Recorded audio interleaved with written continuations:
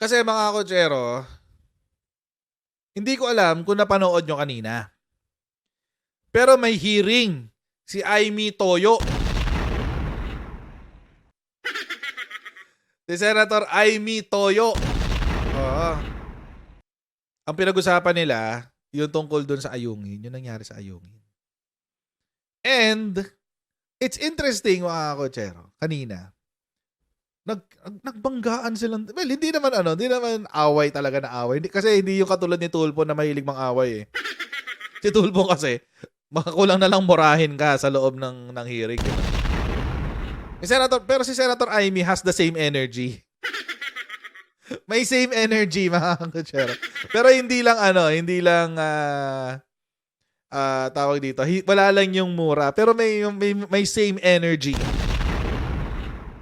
So kayo ay nasa US, UK, Canada, Italy, France, Spain, Ireland, and Belgium, ay gamitin niyo po si Sendwave kung magpapadala po kayo ng mga remittances sa Pilipinas.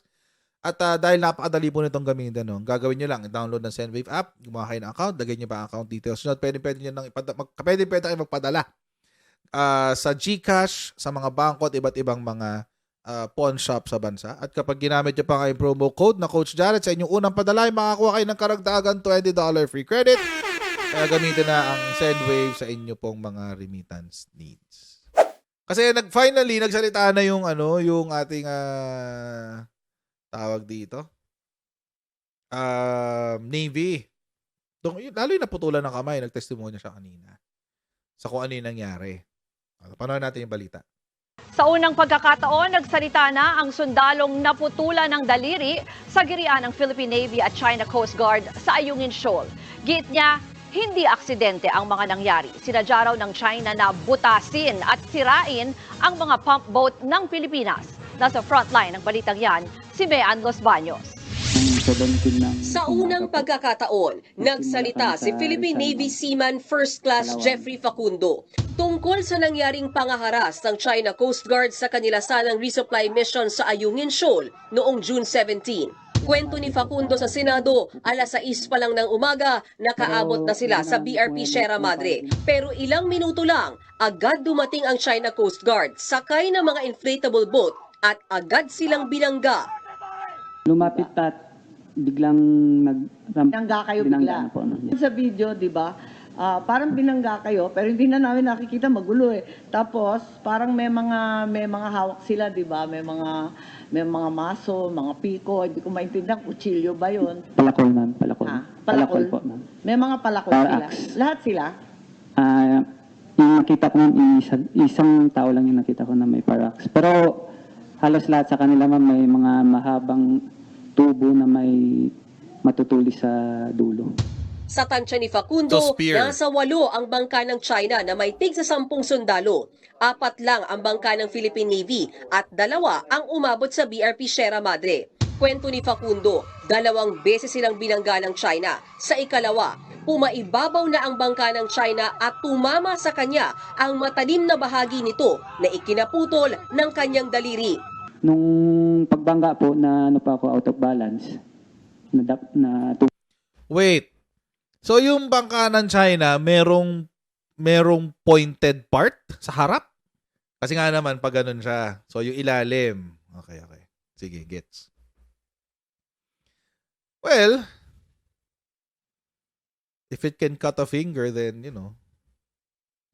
kaya din niyang butasin yung rubber boat. Yeah. Anyway, tuloy natin. Putol ng kanyang daliri. nung pagbangga po na ako out of balance, na tumba.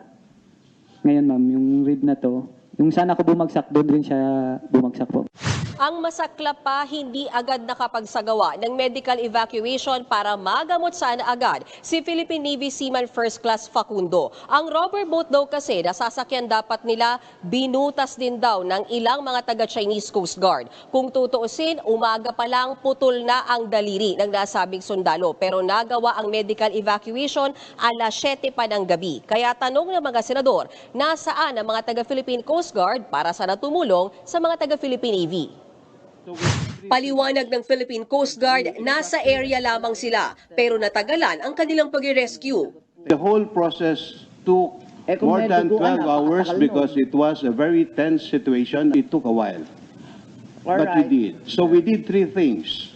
Madam Chair, We Madam Chair. extracted, Let's allow him to finish. we extracted the personnel, we provided medical aid, and we towed the destroyed boats. Sa tindi ng nangyari, isa lang ang pinaniniwalaan ng sugatang Navy. Hindi siya may tawag na aksidente, ma'am eh. Intentional, ma'am eh. Okay. Intentional yung... Kita naman sa video. Kita naman sa video yung intent. Pagbutas, pagsira. Ayaw na nilang resupply sa rotation sa ayungin, ma'am. Ayaw kaming pa-resupplyin, ayaw paakyatin. Ayon sa Department of Foreign Affairs, malinaw na inconsistent o hindi sumusunod ang China sa napagkasunduan ni na Pangulong Bongbong Marcos at Chinese President Xi Jinping na dapat ayusin ang magkakaibang posisyon sa pinag-aagawang teritoryo. Is that a surprise? Is that a surprise, DFA? Nagugulat kayo na hindi sumusunod ang China sa mga usapan? Hindi na kayo dapat nagugulat doon. Hindi na dapat kayo nagugulat doon. Sindikato nga yan, China. It is a legalized, it is a government operating like a criminal syndicate. My God. Oh my God, I hate drugs. I hate drugs. Brot. Huwag na kayong maghulat. Diyos ko naman. It was really incomprehensible Ano how the delivery of basic necessities to it's not incomprehensible. It's not incomprehensible. We're talking about China. China ang pinag-uusapan natin dito. Kung Japan pa yan, ayun, medyo incomprehensible yan. Kasi alam niya naman sa Japan, merong, may value ang word of honor eh. Oo. May halaga yung honor. Oo. Sa Japan. Magugulat ka pag si Japan ang gagawa niyan. Pero pag si China, huwag kayong magulat. Lalo na pag si Chinese Communist Party, huwag kayong magugulat. Sindikato yan. China, the Chinese Communist Party is a syndicate, is a government operating like a syndicate. Huwag na kayong magugulat.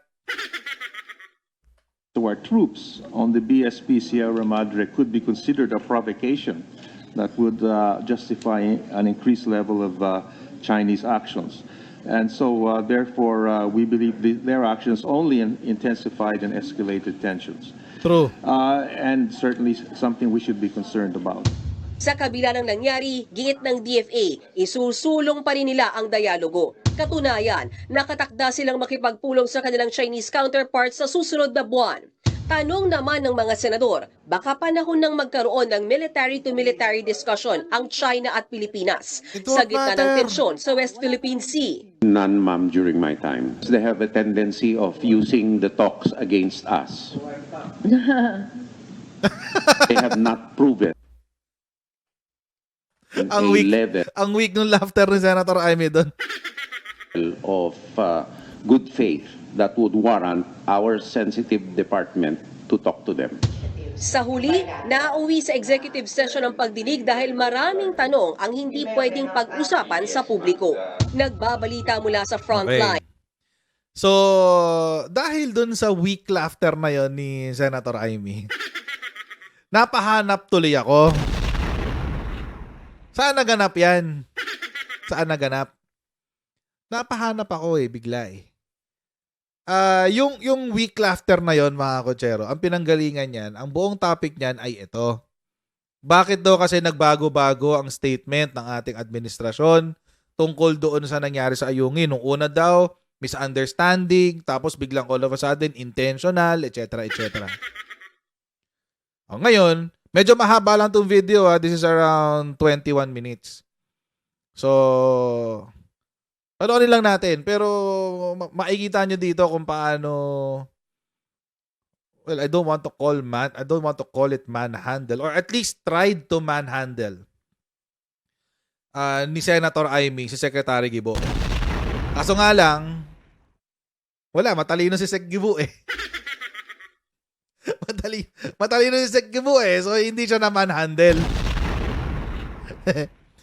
Meron pang punto dito kung saan si Senator Amy parang pinagtatanggol pa si China.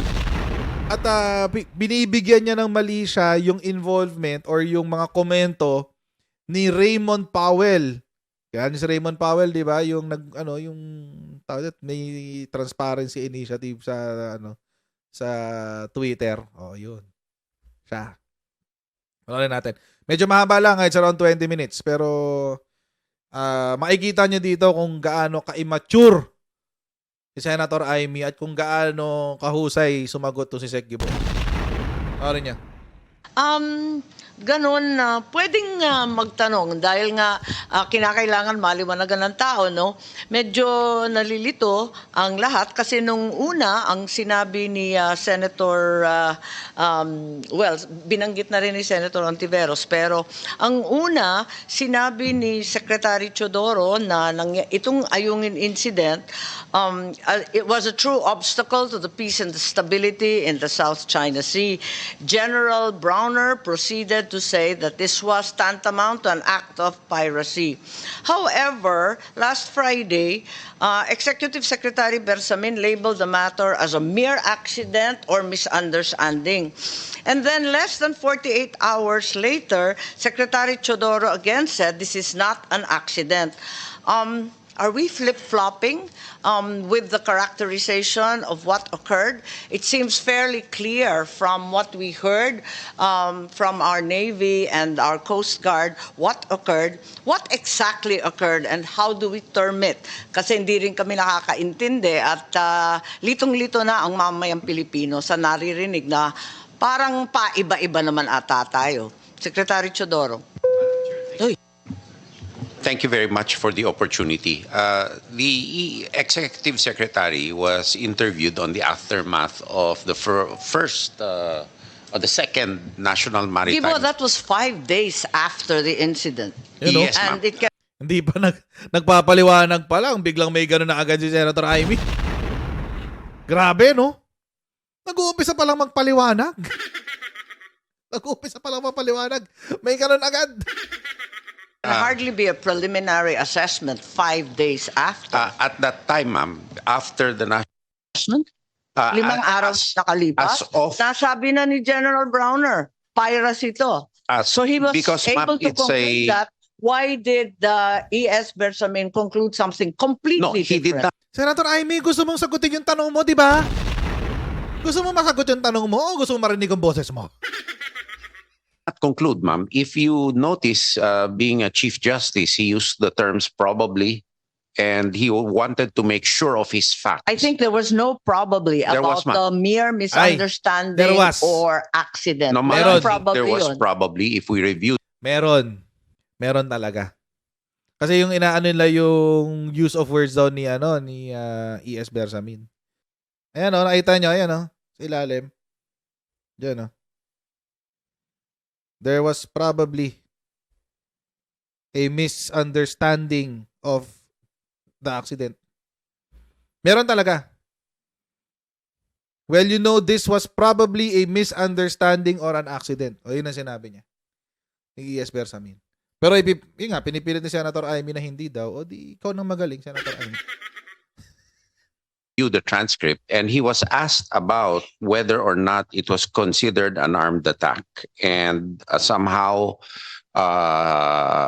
it was in answering that question, he said it was probably even a misunderstanding or what. I'll have to review the same, but I distinctly recall, ma'am. I think is that so? yes, ma'am. I think the staff can check the record of the transcript. Regardless, it gave the impression that you were downplaying the incident following the meeting of the National Maritime No. Council. Kaya nalilito po tayo kasi nung umpisa, pirata na to. At saka talagang aggressive and illegal act of attack, ano? Pagkatapos noon, naging misunderstanding na lang. No, after that, ma'am. So, we have medyo to- nahihilo na kami. Hindi na namin Hindi, ma'am. paano ipaliwanag to eh. Dating Chief Justice po si ES, sigurado po siya dapat sa facts niya bago yun ho ang disiplina niya, yun ho ang training niya. Now, before po this 5 days after the National Security Council, the DND didn't have Well, enough ma'am, for the information. No, for 2 to to, 3 days, ma'am, we were The former Chief Justice? No, ma'am, it was the first time that we had met. As a matter of fact, during the incident, the chief of staff and I were in Korea to launch the two ships Frigates. that are going to be delivered. So we had to hurry home and get stock of the situation, because right now, ma'am, we're really implementing the area command concept where the primary decision maker will be the area commander. I'm a little confused because 5 days later, there wasn't sufficient information. But General Browner already told us, talagang lumaban mga Pilipino with their bare hands. I distinctly recall that. Ayun, sinabi This was talaga ni General before the Browner yan. National Maritime Meeting. Are we saying that nobody from NMC, DND, and SA bothered to ask General Browner? No, there were, Anong ma'am. ibig sabihin?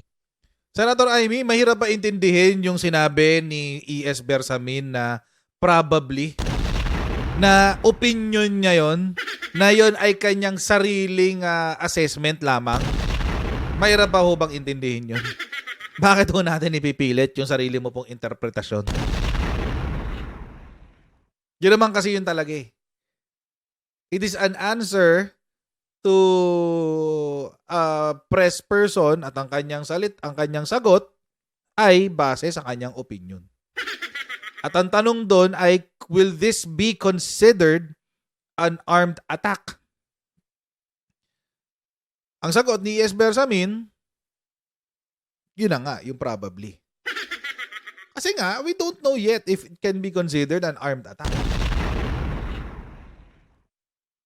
Niya nun? We did, but in the NMC meeting, these were one of the agenda items, and the rest of the agenda items were the recommendations to the president. But even before this, the president had already scheduled a visit to Westcom, where he was able to personally spend time with each and every one. And after that, it came out already that he made the determination himself already in spite Pero of the kawawa pa NMC. yata si ES dyan dahil Yes, ma'am. I think so. Because ano ba nangyari dyan? Parang walang proper verification, sinalang siya sa pressco, Hanap nagsalita butas siya, sa'yo. ngayon linalaglag ng lahat. Hanap Anong butas klase kasi yun? eh. Hindi ho naglalaglag, but there's no intention to do that. He's our primus inter pares, naturally. Right. But I'm just explaining the context. Where are we of- now, Secretary? We are now on the statement of the president in Well, the Palawan. statement of the president was very general. We're not in the business of war. No, I- Anong general? Anong general? Walang general sa sinabi ni PBBM. What the heck? May general. Hindi ko maintindihan. May general ba sa sinabi ni PBBM? Very categorical nga yung sinabi ni PBBM eh. Ano bang pinagsasabi nito ni Senator? I mean, It what is, is now the official characterization of what occurred in Ayungin? which is the reason for our press conference yesterday, to clarify that the incident is not a misunderstanding. If you or- would put it on record, please, since we've heard so much, Yes, ma'am. that is so confusing. I think, ma'am, that Ikaw lang nalito. if I can introduce into the record the written transcript, I will submit it later for Thank you. from But in the general, PCO. if you can provide the gist for The those who gist hear is, ma'am, President. it was a deliberate and deliberate attack, a deliberate aggressive action by China and an illegal use of force. Ano yung mga kutsero, nakakatawa lang, no? Ngayon ko lang naisip habang pinapakinggan si Sec Gibo. Pag pinagtatanggol nila si Digonggong, sinasabi nila, he's a former prosecutor. His word should be precise. Ang mga salita niya dapat eksakto. Dati siyang prosecutor dati siyang piskal Di ba yun ang sinasabi? Pag pinagtatanggol si Digonggong, yung mga kabalbala ni Digonggong, yung mga backtracking niya, tsaka mga, tao dito, yung verbal diarrhea niya. Di ba? Tapos ngayon, sasabihin ni Senator Amy, hindi kami nalilito kami, ganyan. What?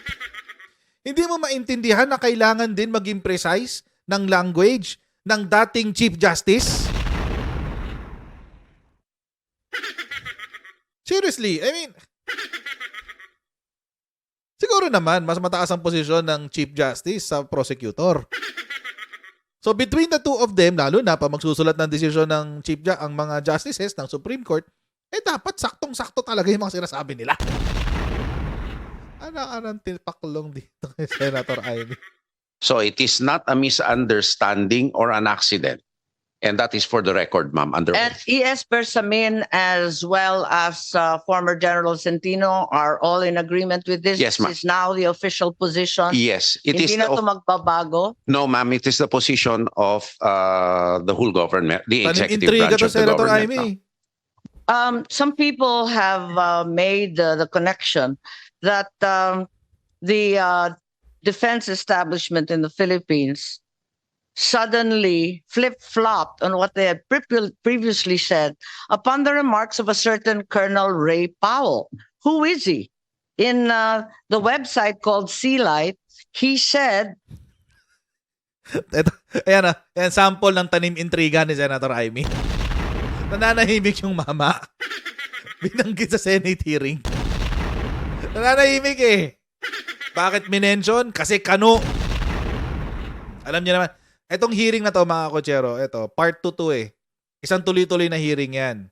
Yung unang part tungkol doon sa US misinformation daw tungkol doon sa sa China vaccine kasi dami rong namatay, etc. Yun yung sa unang part. Uy. Second part mga kotsero, etong sa ayungin. So yun. So essentially mga kotsero, itong buong hearing na to is really a hearing about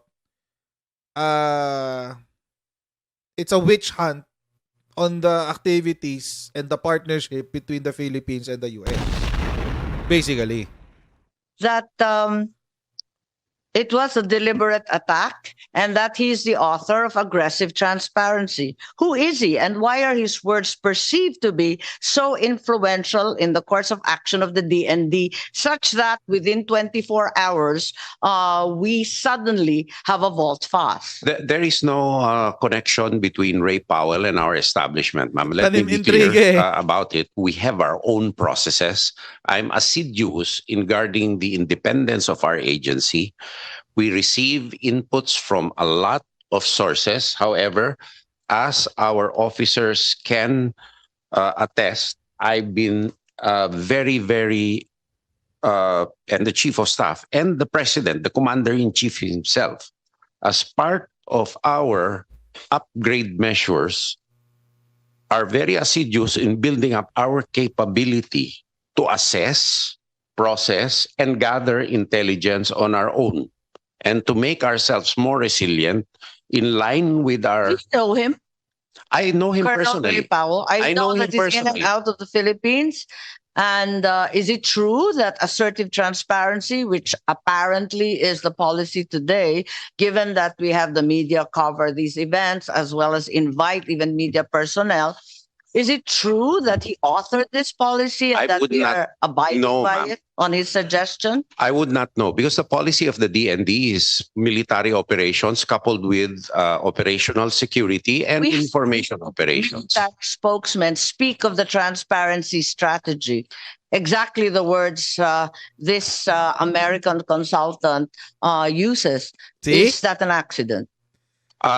Probably, ma'am, because the transparency options were developed by our staff and by I think the Director General Hericos. to bolt in. Sige.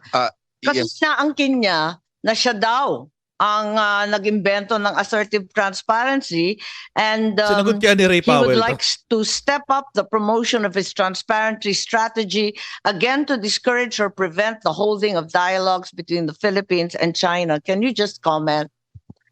Yes, ma'am, but I think this has gotten quite a lot of media play, so I need a conclusive statement from your group. thank you very much, Madam Chair and esteemed senators. The transparency initiative that the National Task Force is implementing is part of our national security Kailan strategy. umpisa? We've been doing that, Madam Chair. I read the people say measured transparency. that correct? Yeah, When did that come into we play? started with measured, then there was assertive, then eventually for us to be politically correct, we adopted the transparency initiative, Madam Chair, on the level of the National Task Force on West Philippine Sea. That was the time when we were able to Kailan nag-umpisa? as early as second quarter of 2023, Madam Chair. When the National Task Force on West Philippine Sea did the workshop for the crafting of the national strategy for West Philippine Sea. Was Colonel Powell or any one of his group He was never involved during the I see. crafting. The transparency, So does transparency work? yes, indeed, Madam Chair. So many would observe that the opposite has actually occurred. Mas maraming magulo, may insidente mula nitong second quarter hanggang sa ngayon. Dati tahimik nga yan, hindi nga natin nababalitaan. Parang mas gumulo. Kasi nga, walang transparency. Hindi nababalitaan kasi walang nababalita. Yung kasi yung polisiya ni Digunggong mo, Senator Amy. Ayaw niya nun. Ayaw niyang ipagkalat yung nangyayari sa West Philippine Sea. Hashtag atin ng West Philippine Sea. Yung kasi yung polisiya nung Digunggong mo eh. Tapos ngayon magugulat ka, parang ang dami-daming insidente. Natural, nababalita na eh. Eh. Madam Tama Chair, ba? O hindi? Yes, Senator Ontivero. just a quick follow-up, Madam Chair, and the good director, Deputy Director General may also care to comment on it. Ako naman po, it's the first time I'm hearing yung ating mga resource persons discuss about measured or assertive or transparency initiative. Na-appreciate ko po ito kasi usually transparency is mentioned in tandem with end accountability. And ito yung isang kailangan nating masingil talaga sa China. Kasi siya, gawa ng mga ginagawa niya laban sa atin, tayo pang ginagaslight. Yung gagawin niya sa atin, iaako sa patayo na tayong gumagawa sa kanya. So there's no accountability she's showing towards us. Kaya just for the record, Madam Chair, na-appreciate ko itong transparency initiative na tinatalakay ng ating resource person sa atin because it is the twin of accountability na siguro isa sa mga prinsipyo ng Nakapagpa-build up tuloy ng sarili si Risa. Tapos at the expense of Amy Marcos. ayos na pakikipag-ugnayan ng mga kapitbahay sa isa't isa. Salamat, Madam Chair. Yes. Perhaps we allow the director to finish. So sa palagay ninyo, talagang Change topic. okay itong transparency initiative, nakakatulong. Kahit sa pakiwari ng iba, lumala pa yung mga enkwentro sa West Philippine Sea. Yes, Madam Chair. It is our belief that this strategy that we're implementing, it helps us a lot. If you noticed, we have able to get the support of the international community because Nalalaman nila in sa this wakas. in this method, it is not difficult for us to tell the truth. I believe telling the Agree. truth will never be difficult, and we know for a fact Truth. that we were able to overcome the narrative of the adversary in the region. So that's why the support of the international community, we were able to get and able to make our stand and fight for our sovereign rights, sovereignty and territory in the area, Madam Chair. Senator Tolentino, please. Thank you very much, DDG Erico. Karugtong po nung sinabi nyo, DDG Jericho, ito yung transparency. Sa kabilang banda po, ano po yung, para ma-educate na rin Pangontra, kami at yung pambalanse. ating mga kababayan nakikinig ngayon, ano naman yung sa kabilang dulo ng transparency? Ano Bakit may naman yung, transparency? huwag mo i-discuss yung kung GSI, ano yung kine-claim naman ng kabila? Pang counterbalance, is there a counter transparency? Ano yun? To our point, Madam Chair, the counterbalance of the other side, which to us as a country, we believe they do have the excessive claims in the area. That's why we are fighting for our sovereign rights, that we do have the sovereign rights in the West Right. Philippine Sea. Correct. And Tama yan. and on the other side, why we should believe of their narrative of an excessive claim which doesn't belong to them. That's why we are doing this transparency initiative for the Filipino people to be aware, not to bring disorder or not to bring chaos on the issues. Because as we believe, telling the truth, it will be easy for us, for each and every Filipino, Mr. Chair, Madam Chair. Madam Chair, Tama kasi siya doon. Kung wala yung transparency initiative nila na yan, paano natin malalaman yung excessive claims nila? Imagine mga kotsero kung nangyari yung bangga-banggaan na yan. Tapos hindi natin alam. Imagine mga kotsero. Kung kung yung naputulan ng daliri, hindi natin alam kung bakit siya naputulan ng daliri. Tapos ito si Senator Amy, tanim intriga pa sa motibo ni Ray Powell. I mean, alam nyo mga kotsero, hindi naman sa pagiging pro-American, pero siguro between two evils, China and the US, doon na lang ako sa demonyo na kilala natin. Kasi pag kilala mo yung demonyo, at least mas marami kang pwedeng pang counter. Kilala mo yung demonyo eh. Tulad nitong sa China.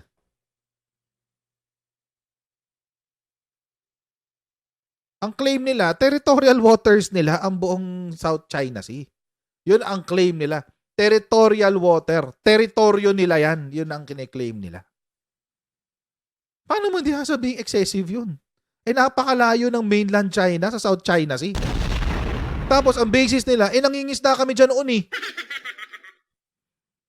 Sa dami na nangingisda dyan, wala namang nagkiklaim ng teritoryo. Kayo lang.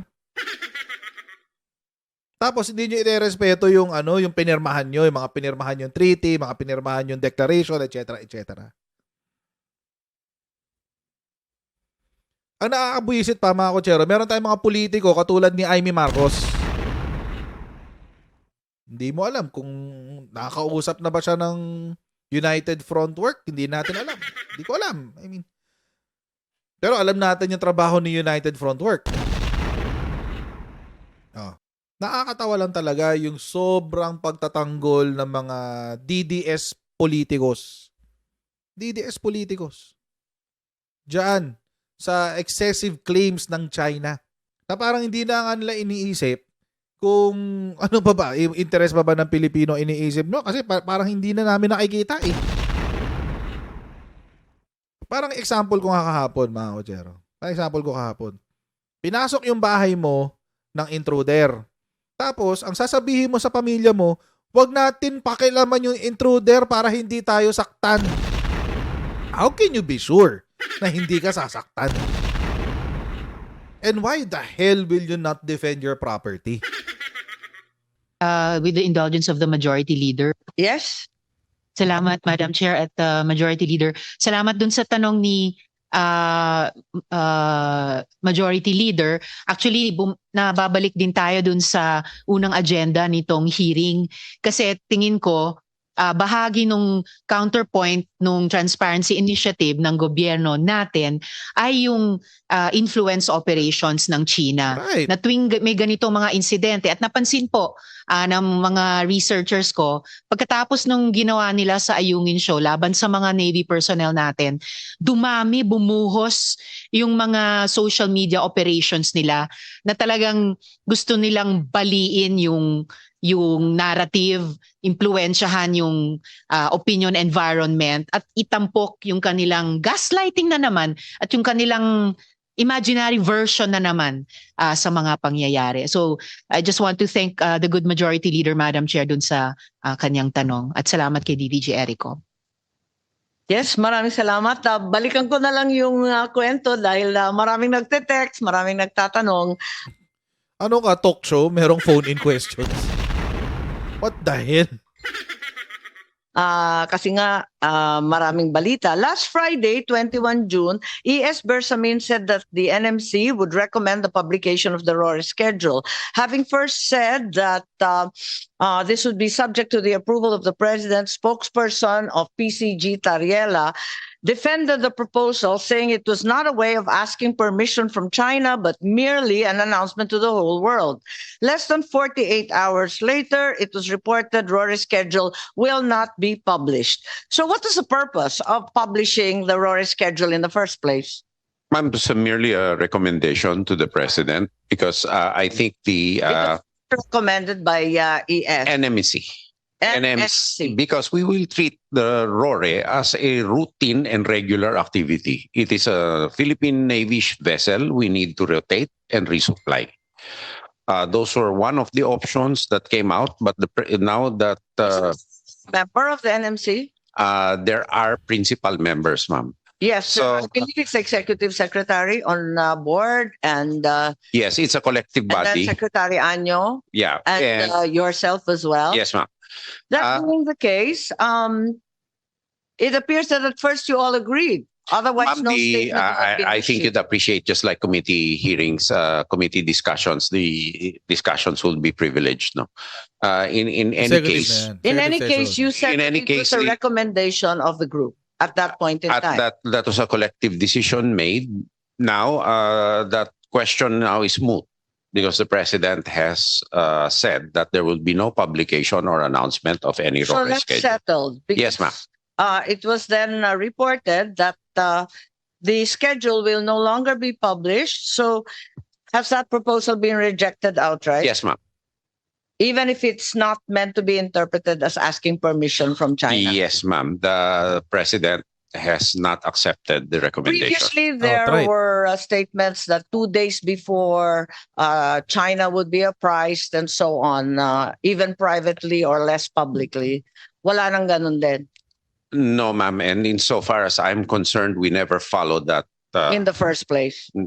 in that paradigm in the first place. So, I think Importante yun mga kutsero, no, na hindi tayo magpaalam sa China.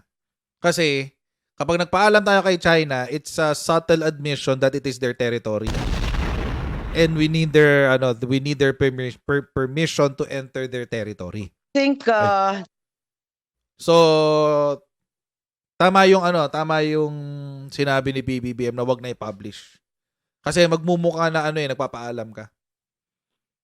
Although, initially, when it was offered, nisip ko, baka yung strategy is to hold China accountable sa mga future attacks. so we set that aside. There's no RORE schedule being published publicly or privately. No, ma'am. So, okay. So maliwanag na yun.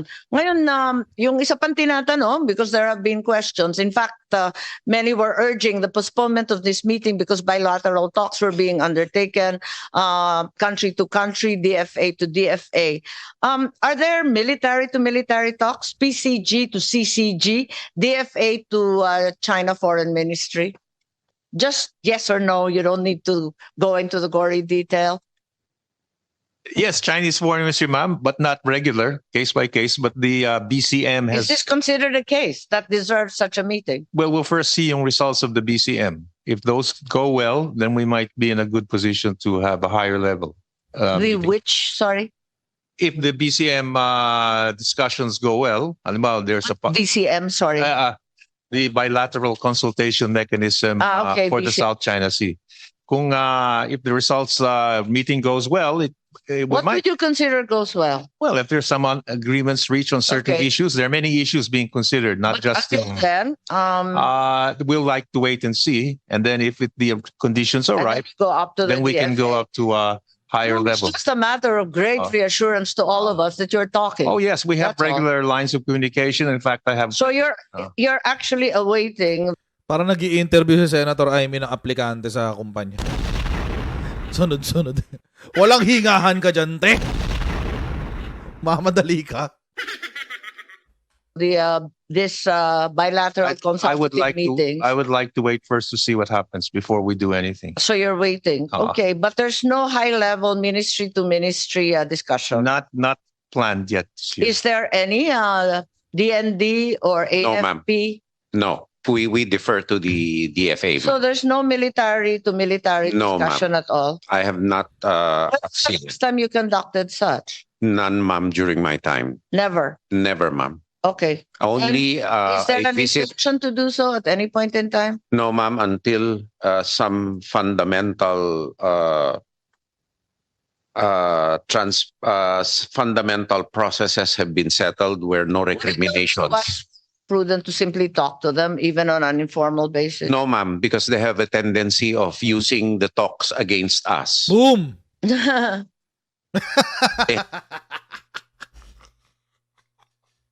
Ano, wala kang sagot, Senator Ivy? Wala kang sagot? Tawa lang? Ang pangit.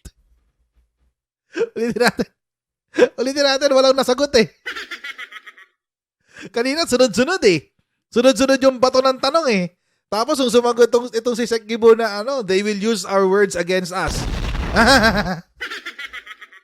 Is there A an visit. instruction to do so at any point in time? No, ma'am, until some fundamental fundamental processes have been settled where no recriminations. What's prudent to simply talk to them, even on an informal basis? No, ma'am, because they have a tendency of using the talks against us. Ang weak. Ang weak. That's such a weak laugh. Ang pangit. Ang weak nung tawa ni Senator Ivy doon ha. Parang, di ba? Tama si Sec Gibo doon eh. Meron kasing mga, at sinabi na doon ni Sec Gibo noon pa, sinabi na niya na si China mahirap pagkatiwalaan. Lalo na sa mga informal talks. Dahil napakahilig nga ni China gamitin ang salita ng Pilipinas at yung negosasyon laban sa Pilipinas. Yung diskarte nila parang peace talks ng CPP-NPA. Ganun siya. Kunyari, merong talks, pero habang nangyayari yung talks, may ginagawa silang kabalbalan dyan sa West Philippines. Di ba yung CPP-NPA ganun din? Magpi-peace talks kunyari, pero habang nagpi-peace talks, nagpapalakas ng puwersa, nagre-recruit, inaatake yung mga tropa ng ating gobyerno. Ganon din si China, same diskarte. Wala ka nasagot doon, Senator Ivy? Wala ka naisagot? Oo. Wala ka naisagot?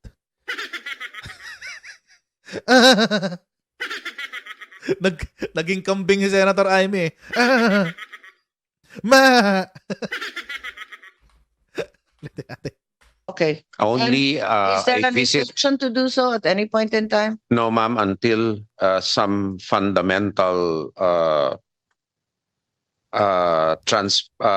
fundamental processes have been settled where no recriminations. What's prudent to simply talk to them, even on an informal basis? No, ma'am, because they have a tendency of using the talks against us. They have not proven a level of good faith that would warrant our sensitive department to talk to them. Correct. Hindi pa sila nagpapakita ng good faith. And yun, palagi ko rin sinasabi yan dito sa channel, mga kotsero. Si China has always been a bad faith actor pagdating dyan sa West Philippine Sea. They have not proven themselves to be a good participant. Wala siyang nasabi. Kasi totoo. It is true. Ay, may kambing. Wag goat kasi kapag goat, greatest of all time yun eh. Wag goat. Kambing. Para malinaw. They haven't proven themselves to be a good faith actor when it comes to country-to-country dialogue, country-to-country discussions, etc. etc. Wala. They can't. Wala pa sila napapatunayan. At hindi lang sa Pilipinas ha. Hindi lang sa West Philippine Sea. Sa mga bansa na nakakatrabaho ni China, lagi siyang ganyan. Lagi niyang inuunse. And again, when I talk of China, I mean the Chinese Communist Party. Buti na lang, di si Sara ang DND secretary, no?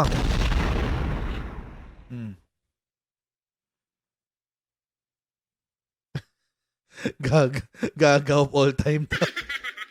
GOAT pa rin, pero gaga of all time. Grabe kayo. Grabe naman kayo. Baka nakakalimutan nyo si Sri Lanka.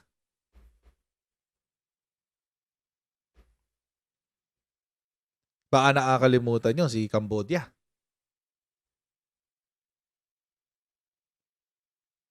Baka nakakalimutan nyo na si Duterte mismo inonse ni China.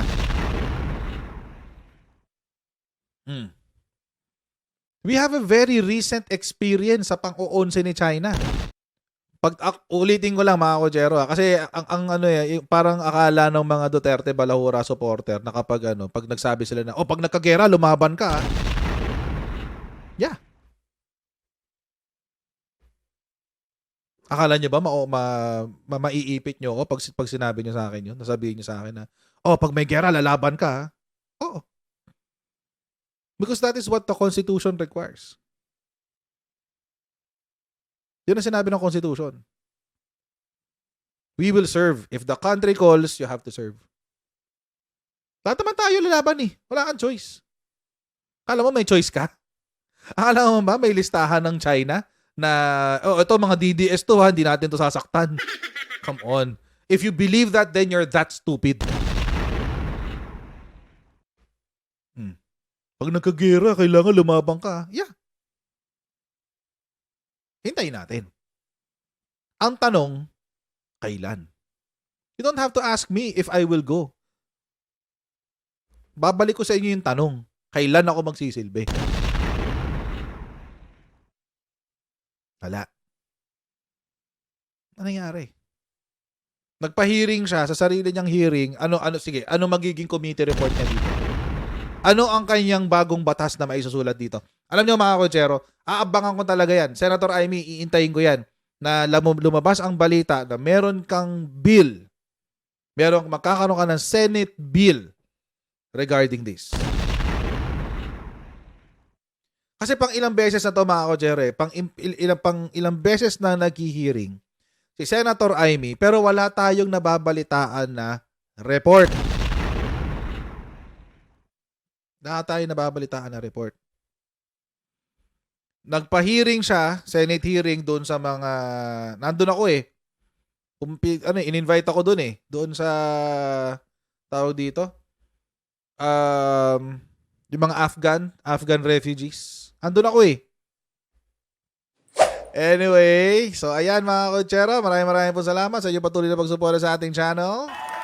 Alright, huwag niyo po kalimutan mag-like, share, and subscribe sa Coach Jared YouTube channel. And paki-follow din tayo sa ating Facebook page, Coach Jared po ang pangalan. At nakita ko yung mga ibang nasa-shoutout natin madalas pero wala kanina. Ayan, si Ma'am Rosemary Munoz, si Ate Trexie, si Ladyboy. Anyway, so ayan. So ayan mga Kojero, hanggang dito na po muna tayo for tonight's video. I hope that you enjoy your day. God bless everyone and see you next time, guys. Bye!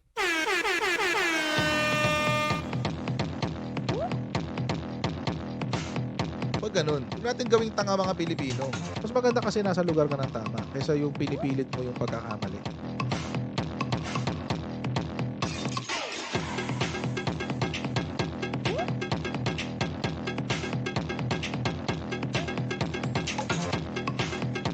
Are they willing to go that far? Hindi makakalimutan ng Pilipino yan hanggat di nasasagot niya. Sino ngayon nagsasabi ng totoo?